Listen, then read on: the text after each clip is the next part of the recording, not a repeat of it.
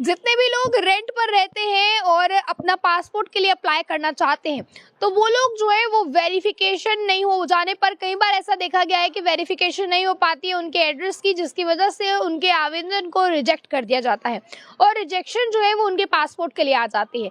पर अगर आप लोग पासपोर्ट अप्लाई करना चाहते हैं और रेंट पर रहते हैं, तो किस चीज़ का ध्यान आपको रखना ज़रूरी है, इस बात की जानकारी देंगे। क्योंकि आपको बताते हैं, रिकॉर्ड्स बताते हैं कि 70% लोग ऐसे हैं जो रेंट पर रहते हैं और उनका वेरिफिकेशन जो है वो कैंसिल हो जाता है, रिजेक्शन आ जाती है। तो सबसे पहले तो आप लोगों को ये जानना ज़रूरी है कि पासपोर्ट जो अगर आप अप्लाई करना चाहते हैं फ़ॉरेन जाने के लिए या ज़रूरी डॉक्यूमेंट के लिए आप पासपोर्ट अप्लाई करना चाहते हैं, तो आपको बता दें, आपको इन चीज़ों का ध्यान रखना होगा। सबसे पहले जब आप पासपोर्ट अप्लाई करते हैं तो वहाँ पर एड्रेस की जगह जो है वो 2 चीज़ें पूछी जाती है, आपका परमानेंट एड्रेस और आपका प्रेजेंट एड्रेस। आप कई बार लोग ये गलती करते हैं कि लोग किराए पर रहते हैं और परमानेंट एड्रेस में भी वो प्रेजेंट एड्रेस ही डाल देते हैं, जिस वजह से आगे चलकर उन्हें मुश्किल का सामना करना पड़ता है, वेरिफिकेशन के दौरान रिजेक्शन आ जाती है।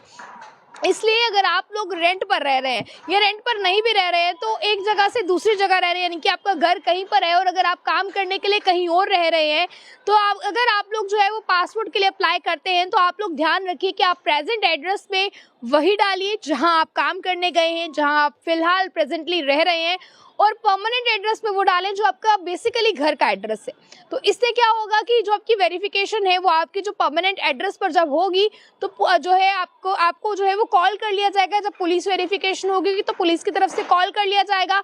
आप जिस भी समय घर होंगे, जो भी आप अवेलेबल जब होंगे, वहीं पर जो है वो पुलिस आकर वेरिफिकेशन कर जाएगी उसी समय पर। तो इसीलिए लोग ये गलती करते हैं, जिस वजह से जो है जब पुराने रिकॉर्ड्स देखे जाते हैं तो ये देखा जाता है कि आपका परमानेंट एड्रेस कुछ और है। तो इन चीज़ों के चलते रिजेक्शन लोगों को फेस करनी पड़ती है। इसलिए पासपोर्ट अप्लाई करने वाले लोगों से ये दरख्वास्त है कि आप लोग अगर रेंट पर रह रहे हैं, एक जगह से दूसरी जगह रह रहे हैं, तो अपने एड्रेसेस को जो है वो ध्यान से देखिए, क्योंकि जो प्रेजेंट एड्रेस है वो बदल सकता है, पर परमानेंट एड्रेस जो है वो एक ही होता है।